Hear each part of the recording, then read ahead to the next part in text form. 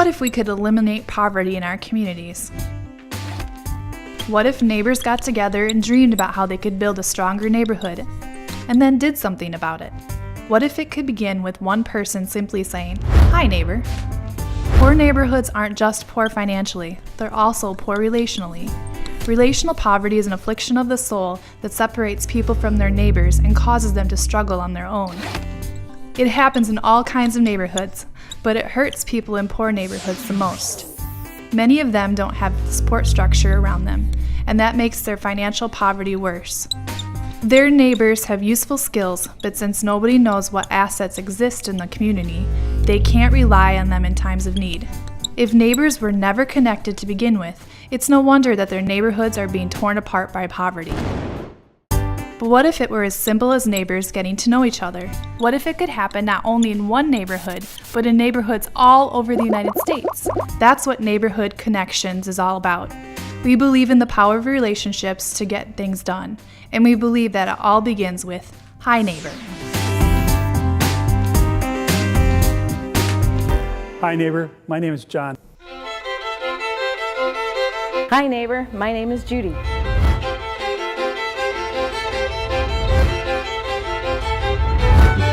It's intellectual poverty, it's emotional poverty, it's spiritual poverty, it's moral poverty, it's relational poverty.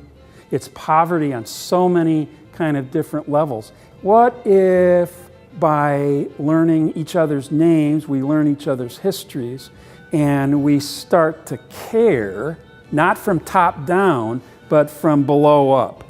We start to empathize, we start to have compassion for people that were kind of living nearby.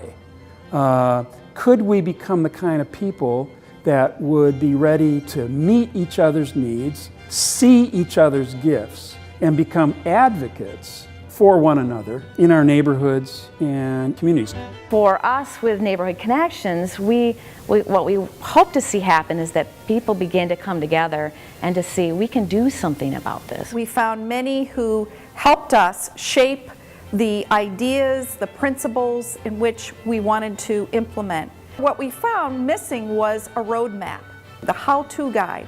We understood the why, we understood the principles, but how does one really go about doing this in a community? We know somebody on our street that has a need that needs to be met and or a gift that needs to be shared, and how can we connect, engage the synergy of all these relationships to get the needs of individuals met and to get the gifts leveraged throughout the whole community. The Heights of Hope organization is actually out in the community, helping people, building partnerships, and bringing people together.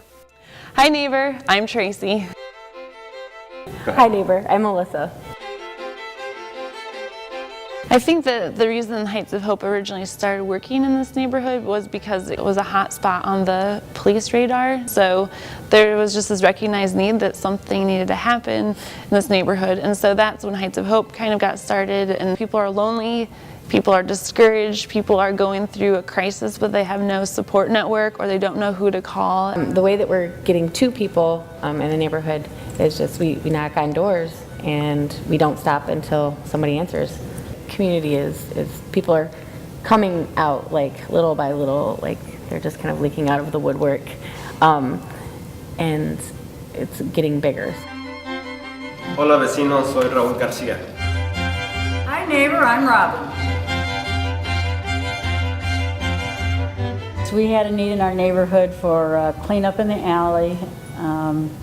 We had a lot of graffiti problems, and at one point there was graffiti on the outside wall, and an immediate neighbor of mine came along and started scrubbing it, and I joined her and started scrubbing.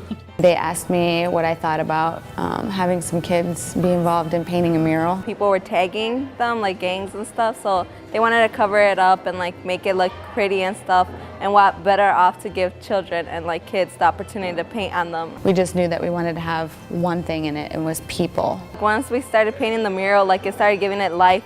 It touches me that people care and people want to make things better. A caring, sharing kind of fellowship that's grounded in neighborhood.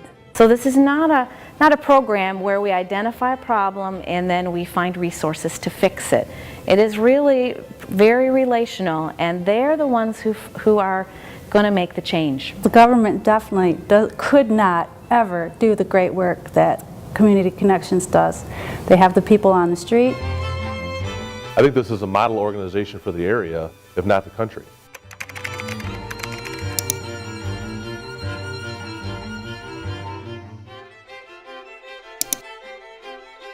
Hi neighbor, I'm Cindy. Hi neighbor, my name's Sophia. Hi neighbor, my name is Gerardo. Hi neighbor, my name is Anita.